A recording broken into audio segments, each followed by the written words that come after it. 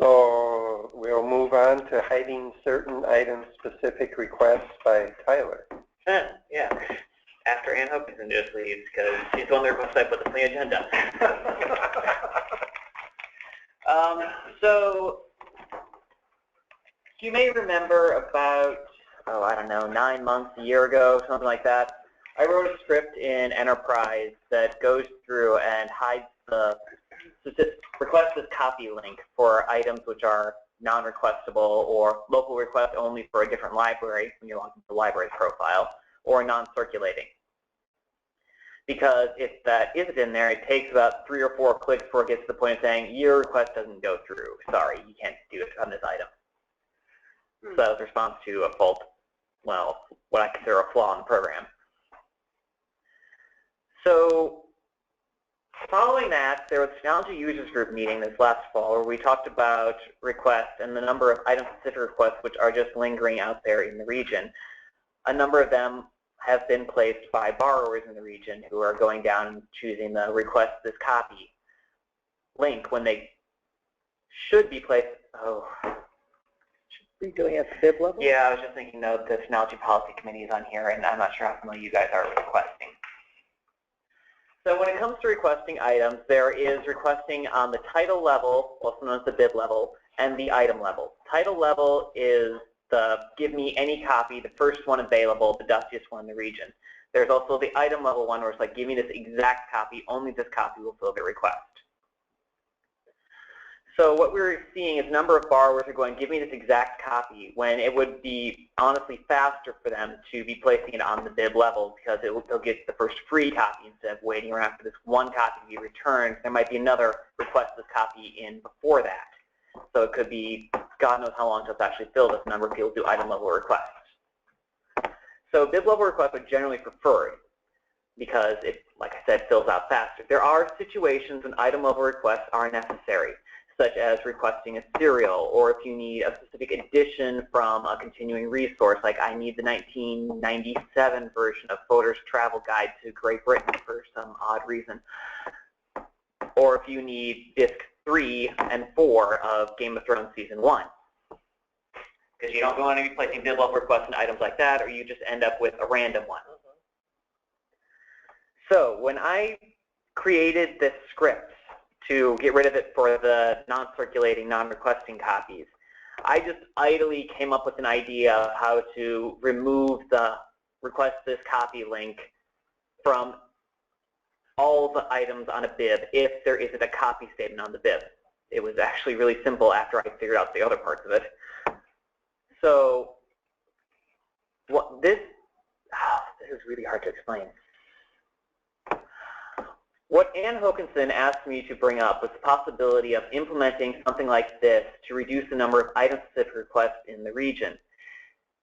The script goes through, and if every item on that bib has no copy statements, there are no copy statements on any item, it will remove that column which has the request this copy one, because if there are no copy statements, logically all the copies should be the same. So a bib level request would be the ideal situation. If even one item has a copy statement, the script will stop and the item-specific requesting will still be an option. The other script will still run no matter what. So, honestly, when I wrote this function into this script, I called it "Get Tyler Fired," because I don't know what the reception to this in the region will be, because there are a couple providers in this. I don't know how consistently copy statements are used in the region, what the need for them is for item-specific requests. It is a library policy and when they use them.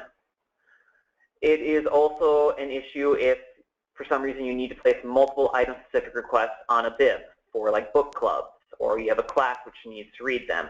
It would need to be done in the staff pack, not in Enterprise, unless you up the number of bib level requests. And, oh, what is the other reason that I had in here?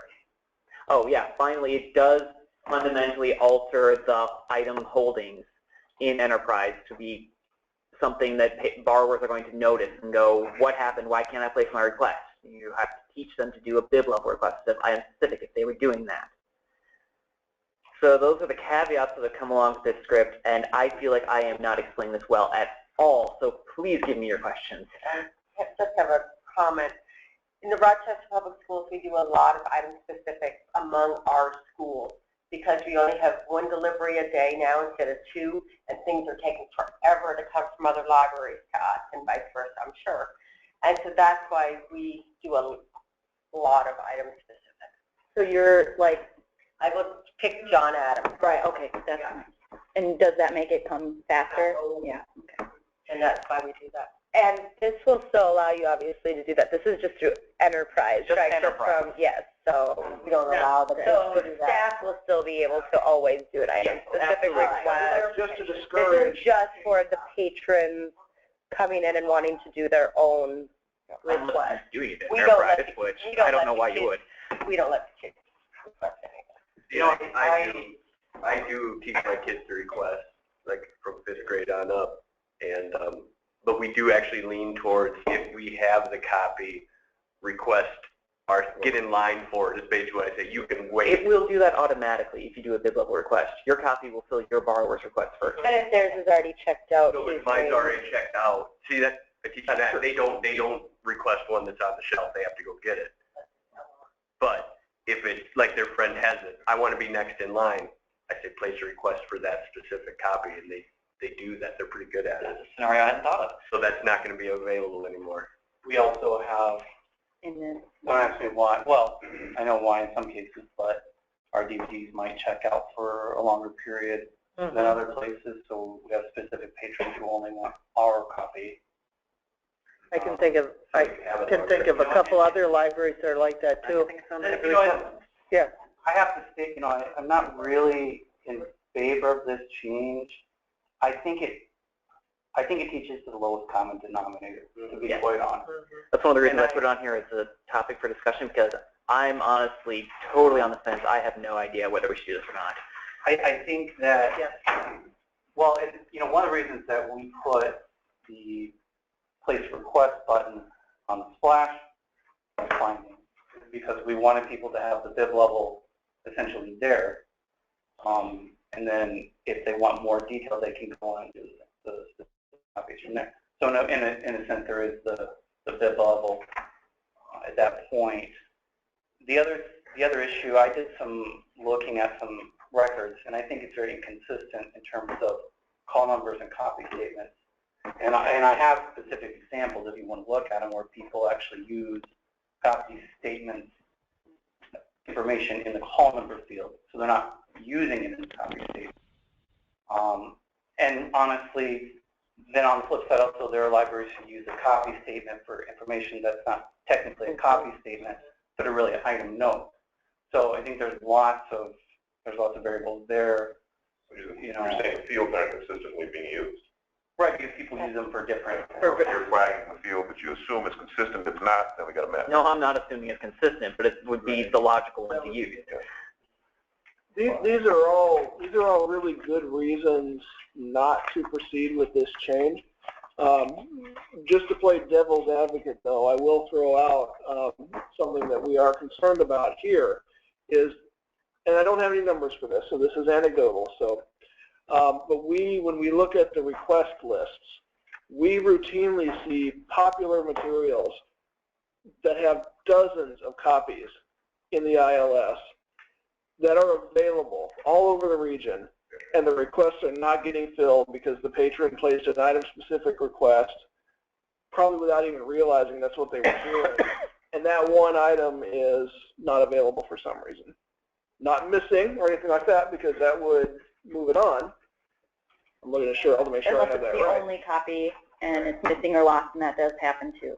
So. And so that's a concern that we have, and there may be other ways we can think about addressing that. I think that was some of what Ann Hokinson was getting at when she asked us to look at this, but I also know we've had internal conversations about this, trying to figure out how we could discourage item-specific requests, except for in cases where it's really necessary. And I don't get it. So why is that? I mean, I could see where there's a long line for that. Everybody can put their same item-specific one for that one copy from Owatonna, so there's 60 on there. And so you're waiting in line for that, but what other reason would there be that it's not getting filled? If you said it's available. Because they placed a request on that specific item. Because so their request now is locked to that item. Locked to that one copy, So even though when that is available, they will get it. Yes. But there's 10 of them waiting, but there's actually 10. Right, no, I understand that. So, I mean, it's human error, though, on their part. I mean, Well, it's I saw one. wouldn't have a clue what they're pressing. Put up some directions. Well, we've got the big banner that says place request. You got to go down and look and try to place an Right. item-specific one. we've had people that have come in with something similar to that, not that, and if they'll say, well, I put this request on a book and I should have gotten it by now.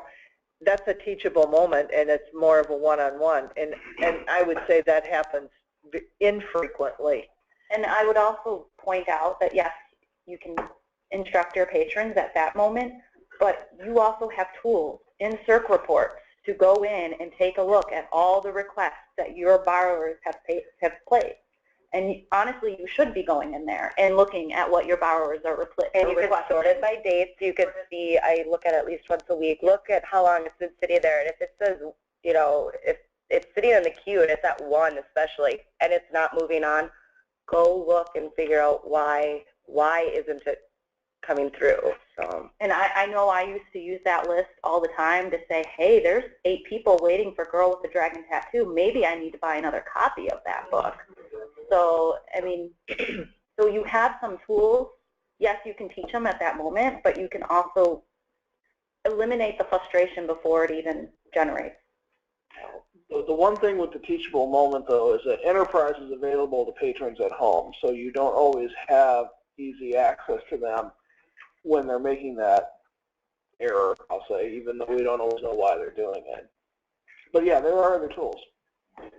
Yeah, you know, like I said, there's always going to be user error. You know, we had the same issue going back to IPAC. In fact, it was the opposite issue because I think initially you could only.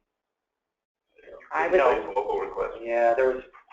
Forget how it was confusing back then. Even on, I forget how now. It's been so long, but you know, and I just hate to, like I said, teach to the lowest common denominator, because then we're just dumbing down everything at the expense of the people who are. In theory, I love this idea, but I just, yeah, I mean, I think it's too important to have item-specific requests available to our patrons yet that are using it correctly. So. If we take no action, what do we need to do to take no action? Just do nothing. We're discussing it and we're moving on. We can either do nothing, or if someone wants to go. Unless you want to go to the point of making a motion. That we don't recommend proceeding with this. That would be a more formal approach. I think we probably would need a motion since then we would give you formal Since it was advice. an agenda item. Document something, why we did what we did. So I will make a motion that we do not, what are we not doing? Make the change to eliminate local requests on the bid level. To do what? Item specific, not local. Yeah, what he said. Okay. I second what both of them said. Okay, the motion's been made and seconded to not make this change. All in favor, aye? Aye. Opposed? Aye. You want to clarify, was that just a slow slow response to in favor of the motion, or were you actually, whoever voted sort of after Charlie said opposed, were you actually voting opposed so we can have the record show how many were opposed? Alice says I was in favor of the motion. Thank you, Alice. We understand that there is a time lag with those of you, especially if you've muted on your end. By the time you hit the mute button and or here, understand that we're asking for you to act. So I just wanted to clarify. Good. Thank you. I didn't realize that. So, okay, so the motion is passed.